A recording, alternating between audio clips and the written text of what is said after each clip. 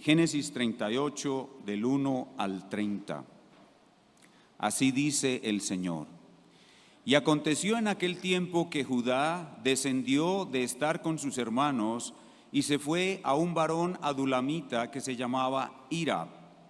Y vio allí Judá a la hija de un hombre cananeo, el cual se llamaba Súa, y la tomó y se llegó a ella. Y ella concibió y dio a luz un hijo y llamó su nombre y concibió otra vez y dio a luz un hijo y llamó su nombre Onán. Y volvió a concebir y dio a luz un hijo y llamó su nombre Sela. Y estaba en Kesib cuando lo dio a luz.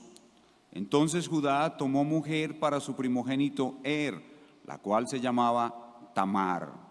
Y el primogénito de Judá, fue malo a los ojos de Jehová, y le quitó Jehová la vida. Entonces Judá dijo a Onán: llégate a la mujer de tu hermano, y despósate con ella, y levanta descendencia a tu hermano. Y sabiendo Onán que la descendencia no había de ser suya, sucedía que cuando se llegaba a la mujer de su hermano, vertía en tierra para no dar descendencia a su hermano. Y desagradó a ojos de Jehová lo que hacía, y también le quitó la vida. Y Judá dijo a Tamar su nuera: quédate viuda en casa de tu padre hasta que crezca mi hijo Sela, porque dijo: no sea que muera él también como sus hermanos. Y se fue Tamar y se quedó en casa de su padre. Y pasaron muchos días y murió la hija de Súa, mujer de Judá. Y Judá se consoló y subió a los trasquiladores de sus ovejas a Timnat y su amigo Hira, el adulamita, y fue dado aviso a Tamar diciendo: he aquí tu suegro sube a Timnat a trasquilar sus ovejas.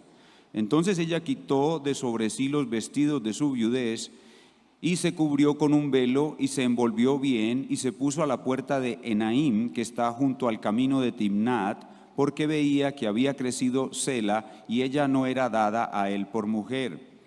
Y la vio Judá y la tuvo por ramera, porque ella había cubierto su rostro. Entonces se apartó del camino hacia ella y le dijo: vamos, déjame que me llegue a ti, porque no sabía que era su nuera. Y ella dijo: ¿qué me darás si te llegas a mí?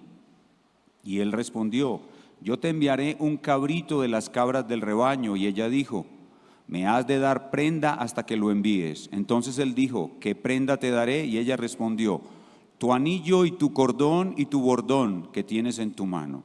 Y él se los dio y se llegó a ella, y ella concibió de él. Y se levantó y se fue, y se quitó el velo de sobre sí, y se vistió las ropas de su viudez. Y Judá envió el cabrito de las cabras por medio de su amigo el adulamita, para que tomara la prenda de manos de la mujer, pero no la halló. Y preguntó a los hombres de aquel lugar diciendo: ¿dónde está la ramera que había en Enaim junto al camino? Y ellos le dijeron: ninguna ramera ha estado aquí. Entonces él se volvió a Judá y dijo: no la he hallado. Y también los hombres del lugar dijeron: ninguna ramera ha estado aquí. Y Judá dijo: quédeselo para sí, para que no seamos menospreciados. He aquí, yo he enviado este cabrito y tú no la hallaste.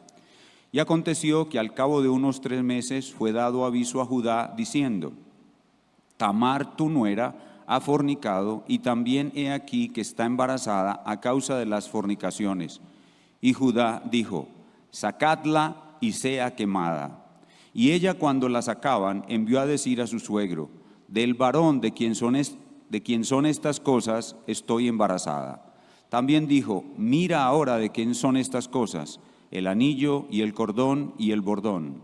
Entonces Judá los reconoció y dijo: más justa es que yo, por cuanto no la he dado a Sela mi hijo, y nunca más la conoció. Y aconteció que al tiempo de dar a luz, he aquí había mellizos en su vientre. Y sucedió cuando daba a luz que uno sacó la mano, y la partera tomó y ató a su mano un hilo de grana, diciendo: este salió primero. Pero sucedió que volviendo él a meter la mano, he aquí su hermano salió. Y ella dijo: ¿qué brecha te has abierto? Y llamó su nombre Fares. Y después salió su hermano, que tenía en su mano el hilo de grana, y llamó su nombre Sara. Amén. El contexto de nuestro pasaje es Génesis 3:15. El decreto de que dos polos serán siempre enemigos y la promesa de que un hijo de Eva va a pisar la cabeza de la serpiente y así destruir el mal. Ese es el contexto de nuestro pasaje y de todo el libro del Génesis. Después de dar su promesa, Dios la mete a la promesa en un patrón dramático del cual ya les he hablado. Número 1, Dios da su promesa. Número 2, Dios pone en peligro su promesa. Y número 3, Dios salva su promesa. Ya hemos visto a lo largo del libro de Génesis 13 episodios de este patrón dramático. Es una verdadera saga. Y ahora estamos en el episodio número 14. En el episodio 13, el 12 y el 13 es el problema con Dina. Y la semana pasada ya comenzamos el episodio número 14, que es el más largo de todos, el de José. Y este último episodio de esta saga tiene una variación en el patrón dramático. En primer lugar, Dios da su promesa, Génesis 3:15, que luego es Génesis 12, pero hay una variación en el segundo punto. Antes de poner en peligro su promesa, Dios prepara el salvador de la promesa, que es José. Luego en el punto número 3, Dios pone en peligro su promesa por medio de una hambruna. Y número 4, Dios salva su promesa por medio de José. Creo que José no es el protagonista de esta última sección del libro, ni del libro.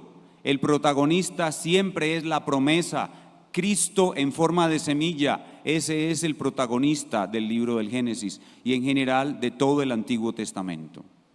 Y en este momento de la historia de la redención, la promesa está pasando de una familia a una nación. En este momento la promesa está pasando en su caminar a lo largo de todo el Antiguo Testamento de una familia a una nación. Y para exaltar su gracia soberana, Dios muestra los orígenes malvados de esta nación. Los orígenes malvados de esta nación. La maldad de sus padres fundadores. Rubén, un fornicario. Simeón y Leví, unos sanguinarios. Judá, una ramera cananea es más justa que él. Y el resto, Gad, Aser, Isaacar, Neftalí, etcétera, unos fratricidas, asesinos de su propio hermano. En el capítulo 37 se muestra en general la maldad de toda la familia y en el capítulo 38 se muestra en específico la maldad de Judá, el principal de todos los padres fundadores. Lo cual a su vez hace un contraste con la justicia, pureza, paciencia y la fe de José, que es el salvador de la promesa y un tipo de Cristo. Pero a pesar de la maldad de Judá, Dios no lo abandona, lo soporta, lo castiga y va tejiendo su historia para llevarlo al arrepentimiento por medio de su nuera y de su hermano menor José, hasta convertirlo en un gran tipo de Cristo. Dios con su gracia saca a Judá del estercolero y lo hace sentar como príncipe de su pueblo. Es la obra maravillosa de la gracia de Dios, es el evangelio que nos es contado por medio de este tipo maravilloso de Cristo que es Judá, quien de una historia de maldad pasa a ser el príncipe del pueblo, de la nación, del pueblo de la promesa. El tema de nuestro pasaje pues es los orígenes malvados de la nación de la promesa. Los orígenes malvados de la nación de la promesa, en específico la maldad de Judá. La maldad de Judá. Y el título que le hemos puesto a la enseñanza en esta mañana es Judá, origen malvado de la nación de la promesa. Judá, origen malvado de la nación de la promesa. Y nuestro pasaje es un drama en 8 escenas divididas en 2 secciones. La primera sección es una sección de pecado y la segunda sección es una sección de gracia. En primer lugar, el pasaje tiene 7 escenas de pecado en los versículos del 1 al 22 y en la última sección una escena de gracia en los versículos 27 al 30 y nos hace recordar la palabra de Dios que dice: donde sobreabundó el pecado, díganlo ustedes, sobreabundó la gracia. Estamos ubicados viajando en la máquina del tiempo en el siglo XIV antes de Cristo y vamos a ver también la conexión que este pasaje tiene con la nación de Israel, que recuerden ustedes son los receptores originales del pasaje y van peregrinando con Moisés a la tierra prometida. Veremos entonces la conexión con Israel, veremos a Cristo gloriosamente como hemos hecho siempre en el pasaje por medio del tipo que es Judá y veremos cómo lo aplicamos a nosotros en el siglo XXI. Comencemos viendo las 7 escenas de pecado rápidamente. No me voy a detener mucho para hacer análisis de detalles, sino vamos a ver en general las 7 escenas de pecado. La primera escena de pecado está en el versículo 1. Y aconteció en aquel tiempo que Judá descendió de estar con sus hermanos y se fue a un varón adulamita que se llamaba Hiram. En esta primera escena de pecado, escúchenlo bien, Judá se aleja de la promesa. Judá se aparta de la promesa y se va al mundo. Judá se aparta de la promesa y se va al mundo. Hace amistad con los enemigos de la promesa. No se nos dice por qué causa se apartó de su familia, pero ustedes pueden imaginar cómo vivirían estos 10 hombres malvados después de haber cometido semejante pecado contra José. Esa es la primera escena. Judá se aparta del pueblo de la promesa, se aparta de la familia que va a constituir la nación de la promesa. Segunda escena, versículo 2. Y vio allí Judá a la hija de un hombre cananeo, el cual se llamaba Súa, y la tomó y se llegó a ella. Segunda escena de maldad, se casó con una enemiga de la promesa. Se casó con una enemiga de la promesa. Él sabía que no se podía casar con una cananea. Su padre seguramente se lo enseñó al contarle la historia de su propio matrimonio, cómo tuvo que viajar a Padán Aram para tener una esposa que no fuera cananea. Y lo que vemos aquí es que un pecado inicial produce una cadena de pecados y el que cae en pecado no sabe a dónde realmente va a parar. Primero se aleja para irse al mundo, segundo se casa con una enemiga de la promesa, tercero, versículo 7, tercera escena de pecado, versículo 7. Y el primogénito de Judá, fue malo a los ojos de Jehová y le quitó Jehová la vida. Aquí vemos a Dios castigando a Judá. Su primogénito fue malo. Dios lo castiga. El amor de Dios es infalible, el amor de Dios nunca nos abandona. Su fidelidad es a pesar de nuestra infidelidad. Dios aquí está actuando en favor de Judá, castigándolo con la muerte de su primogénito. Cuarta escena, versículo 10. Y desagradó a ojos de Jehová lo que hacía y también le quitó la vida. Se refiere a Onán, su segundo hijo. Al morir su primer hijo, Judá conserva una ley antigua, anterior a la ley de Moisés, que se conoce como la ley del cuñado, que en latín se conoce como la ley del levirato. Cuando el hijo moría y no había dejado descendencia, el hijo siguiente en la línea que estuviese soltero se casaba con la viuda para que el primogénito de esa nueva pareja tuviera los derechos del que murió. Onán era un hombre codicioso y malvado que no quería levantar descendencia a su hermano ni perder la riqueza que le tocaba como segundo en la línea. Y por tal razón despreció dar un hijo a su esposa, lo cual tenía que ver con Dios porque esta era la línea de la casa de Dios. Y por tal razón desagradó grandemente esto al Señor, y por tanto castiga nuevamente Dios a Judá y le quita la vida a su segundo hijo. El castigo continúa y la voz providencial de Dios es ahora mucho más fuerte, mucho más fuerte. Pero Judá sigue totalmente ciego, y él, en vez de creer que Dios lo está castigando, entender que Dios lo está llamando a regresar, le echa la culpa a la viuda y cree que la viuda es una viuda negra, maldita, y por tal razón se niega a darle su tercer hijo como correspondía según la ley. Pero nuestro Dios continúa fielmente castigándolo. Quinta escena de pecado, versículo 12. Y pasaron muchos días y murió la hija de Súa, mujer de Judá. Dios continúa castigándolo, muere su esposa cananea, pero a pesar de que muere su esposa cananea, Judá prácticamente ya era cananeo, ya prácticamente era un cananeo, pensaba y vivía como cananeo, tanto así que comete un siguiente pecado, que es unirse a una prostituta.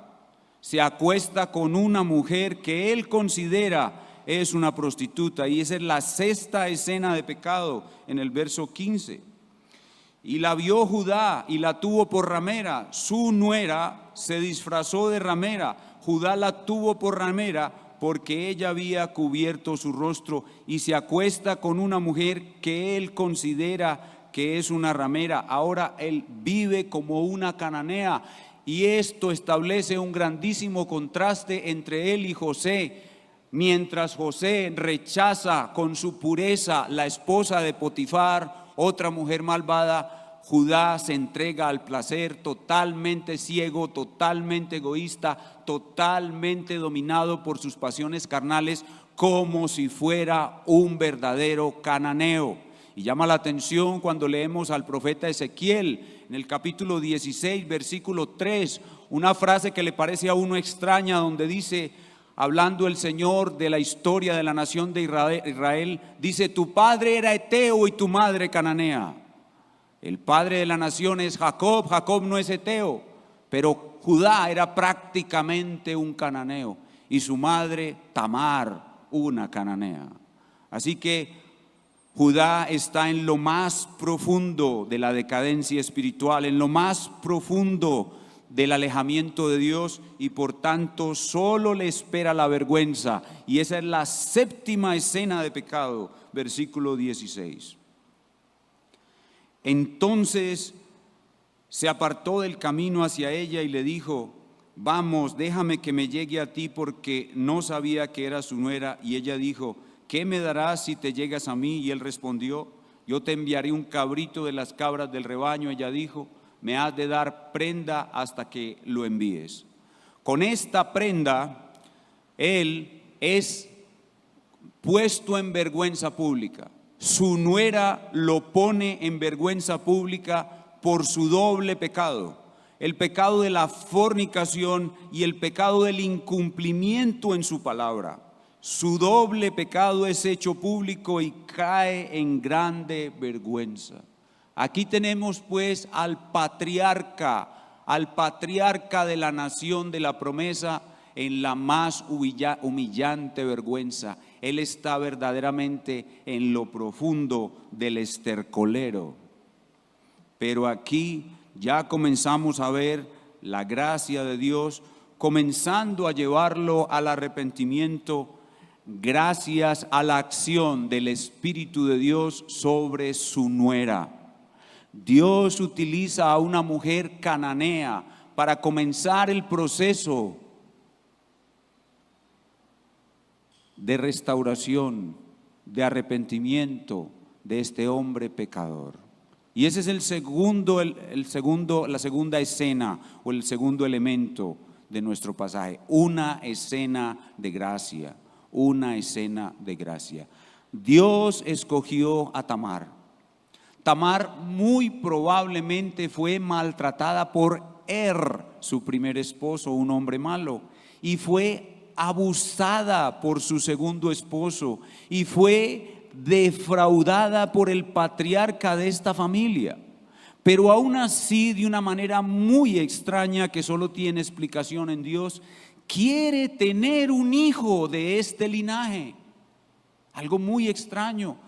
Una persona normal quisiera es librarse de semejante abuso, de semejante familia, de semejante maldad. Pero esta mujer extrañamente quiere tener un hijo de este linaje, y eso solo puede venir de Dios. Por tanto, Dios crea las circunstancias providenciales. Judá enviuda, Judá se consuela, Judá tiene una gran cría de ganado, Judá va a esquilar sus ovejas, y en la mente de esta mujer hay un plan, y Dios, entre comillas, respalda ese plan, respalda la estrategia de Tamar, haciendo que en un solo contacto sexual ella queda embarazada de su suegro. Y luego Dios la salva de morir quemada y le da un parto extraordinario. No solamente le da 2 hijos, sino que uno de ellos hace una hazaña durante su nacimiento. Vean conmigo el versículo 29. Pero sucedió que volviendo él a meter la mano, he aquí su hermano salió, y ella dijo: ¿qué brecha te has abierto? Y llamó su nombre Fares. Su hermano gemelo estaba a punto de nacer ya en el canal del parto. Los que conocemos la fisiología del parto humano sabemos que es prácticamente imposible que un niño se devuelva una vez enclavado en el canal del parto. Pero es como si este Fares, estando todavía dentro del vientre de su madre, hubiera jalado a su hermano por los pies y lo hubiera retrocedido al lugar donde estaba y hubiera tomado él su lugar. Algo prácticamente imposible para un niño de esa edad, que no tiene conciencia, que no tiene razón, que no tiene entendimiento. Solo el poder y la obra de Dios pueden explicar este fenómeno. Solo Dios pudo hacer eso, porque Dios había escogido a Judá y lo iba a llevar del estercolero al trono. Dios había escogido a Tamar y la iba a llevar a la salvación. Una cananea maldita, a la salvación, al linaje del Mesías. Y a este niño que Dios actuó en él de manera extraordinaria, lo iba a llevar a ser un antepasado ilustre del Mesías. Vean conmigo Mateo capítulo 1, versículos del 1 al 3.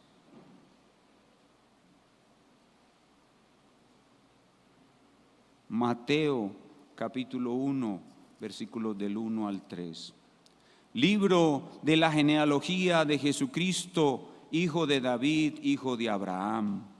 Abraham engendró a Isaac, e Isaac engendró a Jacob, y Jacob engendró a Judá y sus hermanos. Noten el protagonismo de Judá y por qué se da este capítulo especial acerca de él.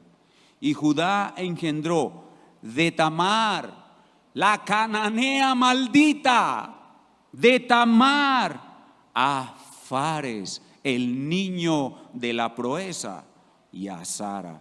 Y Fares engendró a Esrom, y Esrom engendró a Aram, y etcétera, el resto de la genealogía. La enseñanza es muy clara. Todo es un plan perfectamente tejido por Dios dentro de un patrón dramático que nos impacta, y en ese plan hay una consigna: donde sobreabundó el pecado, sobreabundó la gracia. Esa es la historia de Judá. Y Judá humillado, porque Judá cuando dice ella es más justa que yo, está diciendo una ramera cananea es más justa que yo. Ahí comienza su confesión, ahí comienza su humillación, ahí el Espíritu Santo comienza a obrar en él. Y humillado después de un viaje de pecado de 20 años, comienza su camino de regreso a la familia de la promesa para enfrentar con ella la hambruna con la cual Dios va a poner en peligro su promesa y luego por medio de José salvar a su promesa. Noten que este capítulo no es una interrupción de la historia, es un paralelo. Es un paralelo con eso, está contando otra faceta de la historia que es igual de trascendental que el resto de la misma. Así pues que Judá humillado regresa a la familia de la promesa y comienza su proceso de conversión que luego va a ser completado por su hermano menor José. ¿Y cómo se conecta esto que hemos visto con la nación de Israel que va camino hacia la tierra prometida de la mano de Moisés? La única conexión posible que este pasaje tiene con los israelitas es que ellos debieron ser tremendamente humillados al escuchar la historia de su patriarca. El hombre cuyo nombre significa alabanza no es más que un miserable, no es más que un mendigo sumergido en una pila de estiércol, y él fue el patriarca de esta nación. Ellos no tienen nada de qué gloriarse por su origen, y tal el padre, tal los hijos. No hay nada de qué gloriarse en su antepasado. Una joven cananea fue más justa que nuestro patriarca Judá, debieron de haber dicho estos hebreos. Y es por eso que conquistaremos la tierra prometida, no por nuestras fuerzas, sino por pura gracia, porque todo lo que somos y lo que tenemos lo recibiremos de Dios por gracia, pues nosotros no somos más que unos miserables inundados de estiércol, perdidos en el estercolero de este mundo. Es por pura gracia que conquistaremos la tierra prometida, y la gracia de nuestro Dios nos permita que no sigamos el mal ejemplo de nuestro padre Judá ni de sus hermanos, sino que sigamos el buen ejemplo de nuestro padre José, quien era puro y casto a diferencia de sus hermanos. Ahora, ¿cómo conectamos esta enseñanza con Cristo? ¿Cómo vemos a Cristo en el pasaje? Bueno, Cristo estuvo todo el tiempo en el pasaje protagonizándolo en la promesa. Cristo ha estado todo el tiempo en el libro del Génesis, capítulo por capítulo, protagonizando cada uno de ellos en la promesa. Cristo está en forma de semilla, protagonizando todo el tiempo el libro del Génesis por medio de la promesa. Hermano, cuando leas el Antiguo Testamento, nunca te apartes de la promesa. Léelo en función de la promesa. Piensa que esta es la historia de la promesa, de cómo Dios dio su promesa, cómo Dios puso en peligro su promesa y cómo Dios salvó su promesa hasta que la cumplió. Pero Cristo está en este pasaje también en Judá. Judá es un maravilloso tipo de Cristo. Dios, por medio de Tamar, inicia el arrepentimiento de Judá y luego por medio de José lo completa hasta convertir a Judá en un fiador. Judá pasa de ser un hombre inmundo, vil, egoísta, impuro, dominado por sus pasiones, a ser el fiador de la salvación de su hermano. Y todo gracias a lo que José hace, quien teje una estrategia genial para llevar a sus hermanos al arrepentimiento y completa no solamente el arrepentimiento de Judá, sino de todos sus demás hermanos. Vean conmigo Génesis capítulo 43, versos del 8 al 9. Génesis 43 del 8 al 9. Entonces Judá dijo a Israel su padre: envía al joven conmigo, y nos levantaremos e iremos para que vivamos y no muramos nosotros, ni tú ni nuestros niños. Yo salgo fiador por él. Esas palabras se pronunciaron en el Consejo Eterno de Redención. El Señor Jesús le dice a su Padre: el hombre a quien amas, el hombre a quien quieres salvar, tus escogidos que forman una nueva humanidad, yo salgo fiador por él. Yo salgo fiador por ellos. A mí me pedirás cuenta por él. Si yo no te lo devuelvo y lo pongo delante de ti, seré para ti el culpable todos los días. De nuevo, las palabras de Cristo: yo seré para ti el culpable. Yo pagaré por ellos. Génesis capítulo 44, versículos 32 al 34, tal como dijo, así actuó. Hablando Judá con su hermano José, que era en ese momento el visir o primer ministro o el gobernador de Egipto. Génesis 4:32.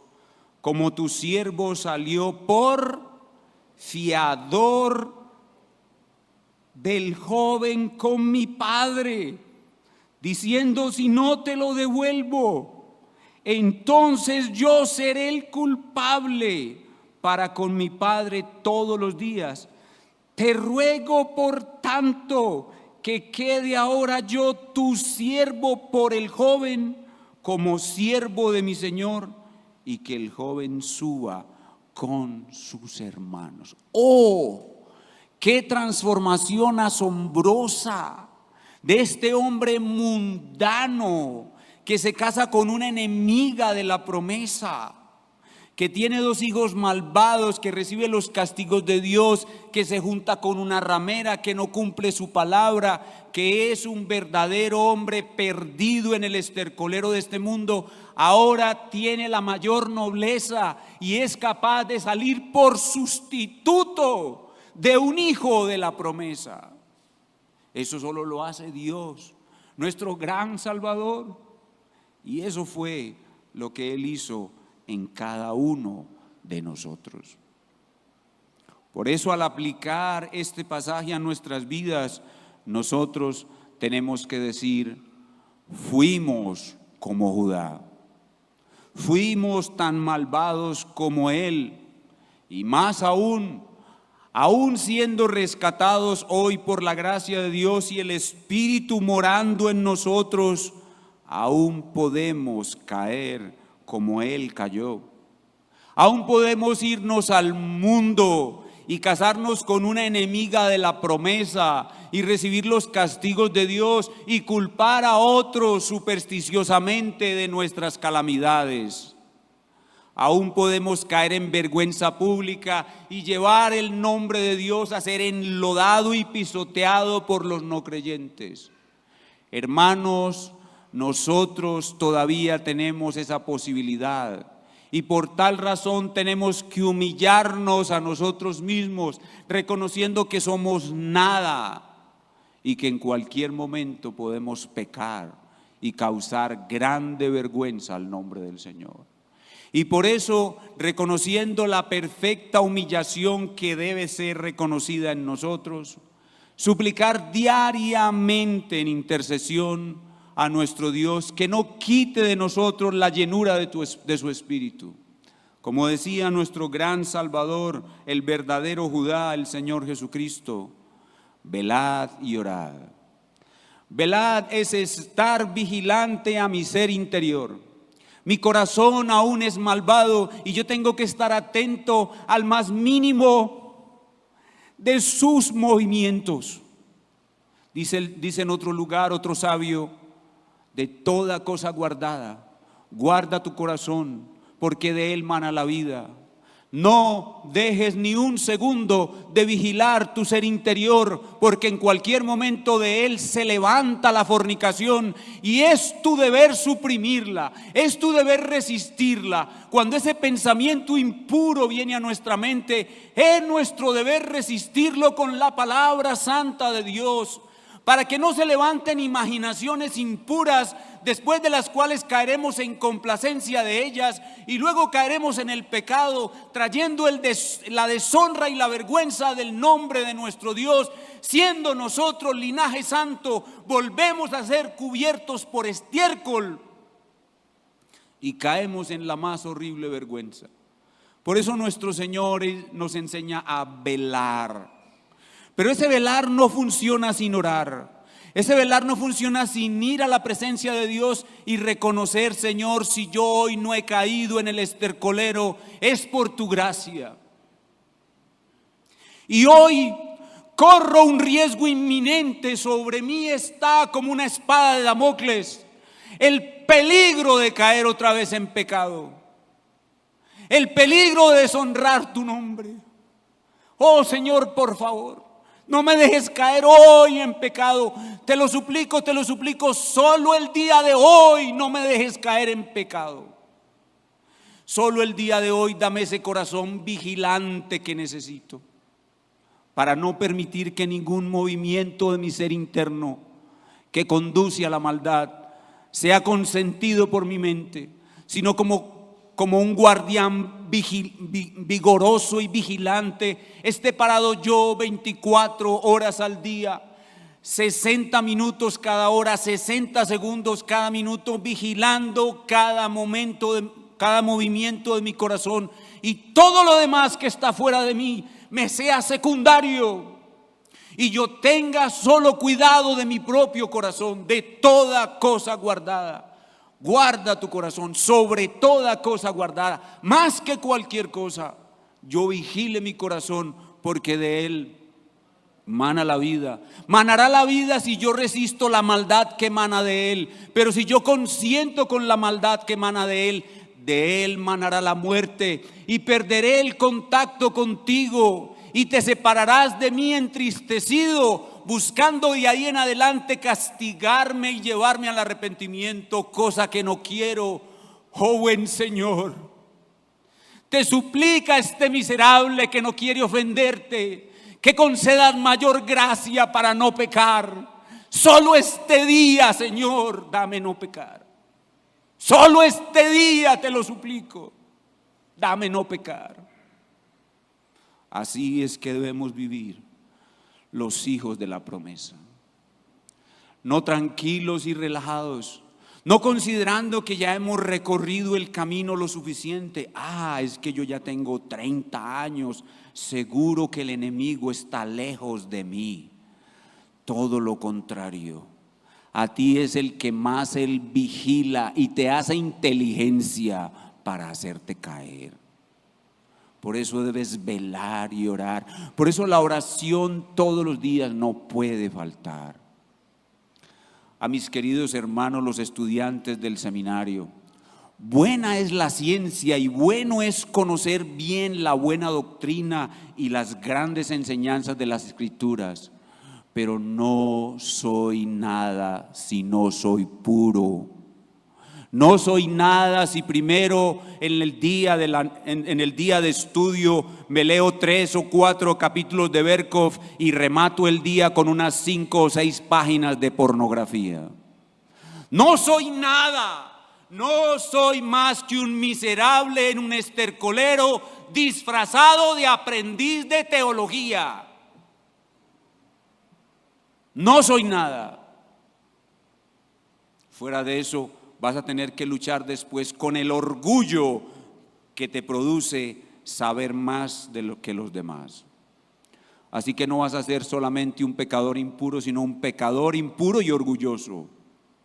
Peor, más profundo en el estercolero. La vida de Judá nos lleva a nuestra propia vida. Así que si hemos sido fieles al Señor hasta este día, no consideremos que hemos ganado nada. Mis hermanos amados, les digo en el nombre del Señor, así dice el Señor: temamos al infierno, temamos al infierno. Pastor, pero eso no es una contradicción. Ustedes que predican la perseverancia final de los santos, ustedes que se ufanan de las doctrinas de la gracia, ¿no es la quinta de ellas la seguridad de salvación? Sí lo es, pero somos precisamente los que seremos salvos, los que tenemos temor del infierno. Y por eso es que las advertencias y las caídas de otros nos sirven para que tengamos más temor y vigilemos más nuestro corazón. Temamos al infierno y temamos las caídas y temamos los castigos de nuestro Dios. Miren, este hombre, murió su hijo, su segundo hijo, murió su esposa, y si no fuera por su propósito eterno, Dios le hubiera quitado la vida a este perverso. Pero Él es fiel y como lo ha elegido, nunca lo quitará de su plan. Pero ay de él si cae en las manos del Señor, recibiendo sus castigos. Recordemos los durísimos castigos de Dios contra David. Cuán fuerte fue el castigo de David. Vio morir el hijo de su pecado, vio ser violada a su hija Tamar, vio ser asesinado a su primogénito, un perverso, vio morir a Absalón, su hijo amado, un hijo rebelde. Vio muerte y castigo el resto de su vida por dejar avanzar una pasión en su corazón. Estando en una azotea, le vino un pensamiento inmundo y no lo resistió. Comenzó a tener imaginaciones con esa mujer hermosa y no las resistió. Y luego consintió en la complacencia con esas imaginaciones, mandó llamar a la mujer hermosa, durmió con ella y ese fue su dolor, de ahí su castigo, de ahí su miseria, de ahí dañar su carrera, de ahí pasar a la historia como un hombre que pecó. El gran rey David sí, pero el hombre que pecó tan grandemente, su pecado jamás será olvidado. Este pasaje nos lleva al temor del infierno, del castigo. Sí, procuramos andar como José, pero no olvidemos que somos como Judá. Procuramos andar como José, pero no olvidemos que somos como Judá. Y aún no hemos terminado nuestra carrera. Dios es fiel, Él no nos abandonará, Él nos sostendrá hasta el final. Pero ay de nosotros si no velamos, si no oramos. Y si alguno aquí ya cometió grandes pecados como Judá y ya se ha arrepentido, Dios aún puede hacer grandes cosas contigo. Si ya cometiste grandes pecados, si ya te has arrepentido, si ya estás restaurado, Dios aún puede hacer grandes cosas contigo. No te dejes engañar por el enemigo de tu alma que te dice que tú ya no sirves para nada. No, aún Dios, como hizo con Judá, puede hacer grandes cosas contigo. Así nos ha hablado el Señor esta mañana, que su Espíritu aplique esta palabra a cada uno de nosotros. Inclinemos nuestro rostro y oremos al Señor. Oh gran Señor, oh gran Rey Todopoderoso, tú nos has hablado esta mañana fuerte y claro a través de este pasaje maravilloso. Oh, enséñanos a velar y orar para no entrar en tentación, pues nuestro espíritu a la verdad está dispuesto, pero nuestra carne es débil. Yo soy muy débil y todos mis hermanos aquí somos muy débiles. Guárdanos de no traer vergüenza a tu nombre y enséñanos el camino de la vida interior, de la santidad, de la pureza, de la perfección de espíritu, de la perfecta humillación de nosotros mismos. Ayúdanos a tener nuestra vida por nada, a considerarnos sin valor, simples criaturas del polvo cargadas de pecado, que anhelando ser como José, aún somos como Judá y necesitamos por tu espíritu solamente poder para lograrlo. Oh, te rogamos humillados, Señor, esta mañana que nos limpies. Como predicaba el pastor Alejandro el miércoles, crea en mí, oh Dios, un corazón limpio. Bienaventurados los de limpio corazón, los de corazón puro, porque ellos verán a Dios. Purifica nuestros corazones con tu palabra y haz que en nuestras obras facilitemos aún más el caminar en santidad, de obra en obra, de gloria en gloria, de poder en poder. Te lo pedimos para gloria de tu nombre y en el nombre de tu Hijo Jesucristo. Amén.